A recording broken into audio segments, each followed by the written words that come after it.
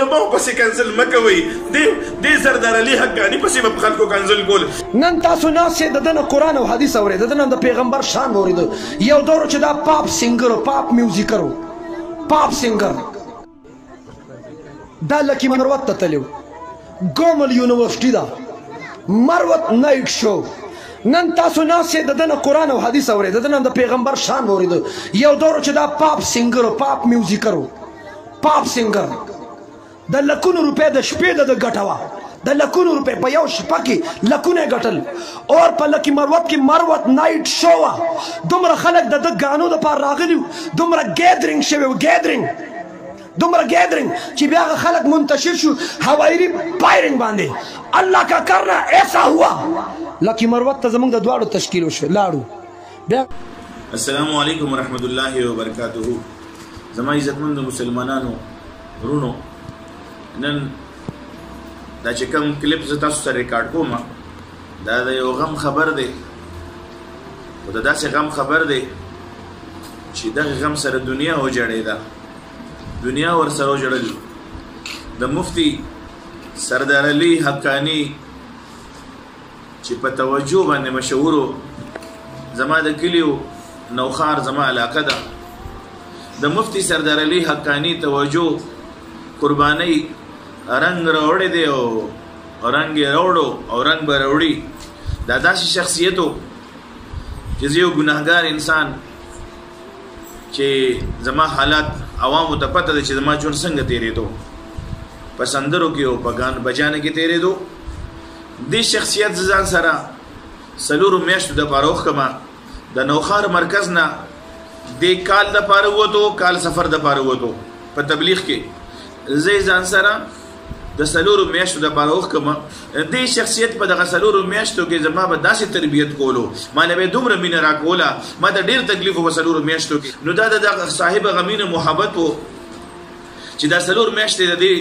صاحب په محبت باندې ما تیرې کړې وې، ماله به ډېر ښکلي ترغیب راکولو. علماو له چل ورځي د قرآن په رڼا کې د حدیث په رڼا کې زموږ استاسو تربیت کوي. د علماو مینه د دین سره مینه ده، د علماو سره مینه د قرآن سره مینه ده، د علماو سره مینه د الله او د الله د رسول سره مینه ده. دا دغه حقاني صاحب د مینې د محبت او د قربانۍ برکت دی چې نن الحمدلله د په کوم مقام باندې زه ناست یم. زه د دې لایق نه وم، خو د خدای کرم چې په چا وشي نو هغه څه وشي چې د خیال کې نه راځي. سردار علي حقاني عرف توجه به ما ته په 4 میاشتو په تشکیل کې به وي چې تاج اکبره ته چې د 4 میاشتو نه واپس لاړ شې نو ګوره علم دپاره به داخله اخیستې او ټوکې به یې کولې را سره خندل به تا دا وایي راګونه ماګونه به دې زده کول او د استادانو به دې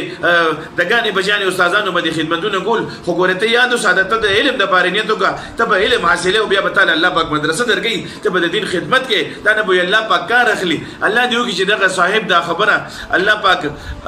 رښتیا کړي او الله جل جلاله د دغه صاحب دا دعاګانې زما په باره کې قبول کړي چې من الله پاک به دې ژوند کې د دین کار واخلي. د دغه صاحب هغه مینه او هغه محبت کو چې نن الحمدلله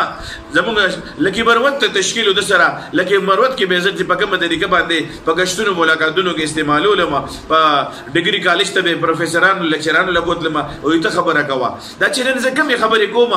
کله بیان لاړ شم کارګزاري بیانوم، دا کارګزاري په دغه 4 میاشتو کې ماته د مفتي سردار علي حقاني صاحب کولې وه. د مفتي سردار علي حقاني صاحب د مینې محبت هغه برکت دی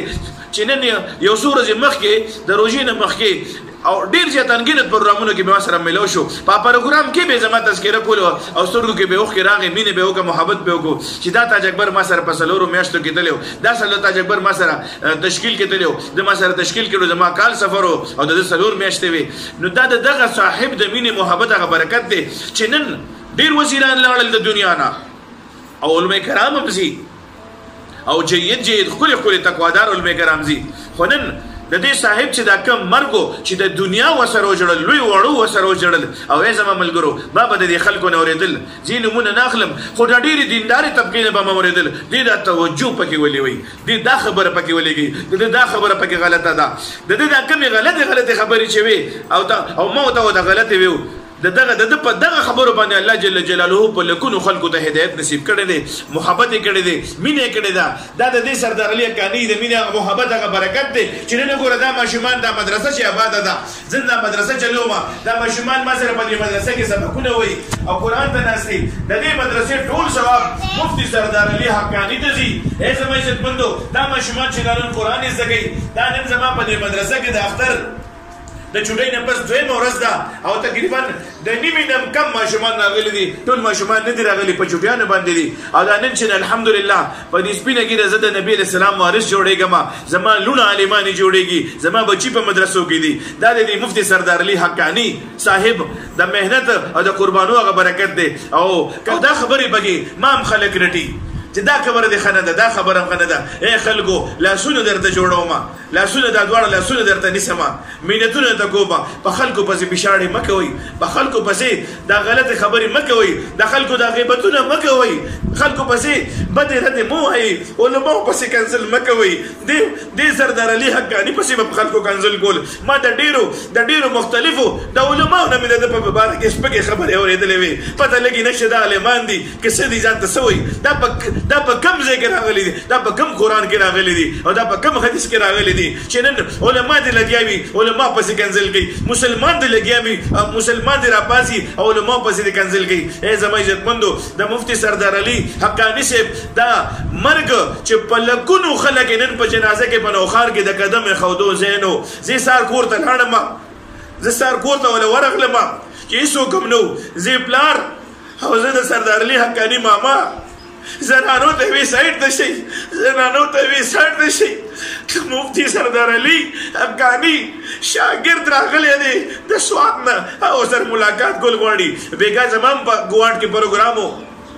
بیان لته ما شهنشاه باچا مرا سره چې واپس راتلو په لار مې غوینه او هغه د گاډي هغه شیشه ولیدې د زړه مې ورسره وجړل